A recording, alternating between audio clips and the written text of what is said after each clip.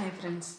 இந்த own voice எதுக்குன்னு பார்த்தீங்கன்னா, இப்போது ரொம்ப சோஷியல் மீடியாவில் ரொம்ப வேகமாக பரவிட்டுருக்க அந்த திவ்யா கள்ளச்சி பிரச்சனை பற்றி தான் போயிட்டுருக்கு. ஆனால் திறமையானவங்களுக்கெல்லாம் இங்கே இடமே கிடையாது. இந்தமாரி தவறான வீடியோ போடுறவங்களுக்கெல்லாம் நல்ல சப்போர்ட்டு கிடைக்கிது.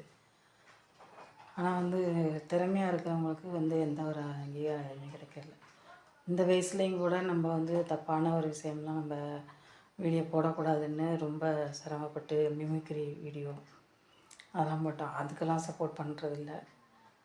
பயண வீடியோ போடுவோன்னு சொல்லிட்டு அதுக்காக மெனக்கட்டு என் சொந்த ஆட்டோவில் நான் இங்கேருந்து அவ்வளோது செலவு பண்ணிவிட்டு என் உயிரையே பணையம் வச்சு தஞ்சை விட்டு லடாக் அப்படின்னு சொல்லிட்டு போய் அதோட வீடியோலாம் போட்டேன். அதுக்கெல்லாம் யாரும் ஒரு நாய் சீண்டுறதுனா கூட சீண்டலை அந்தமாரி.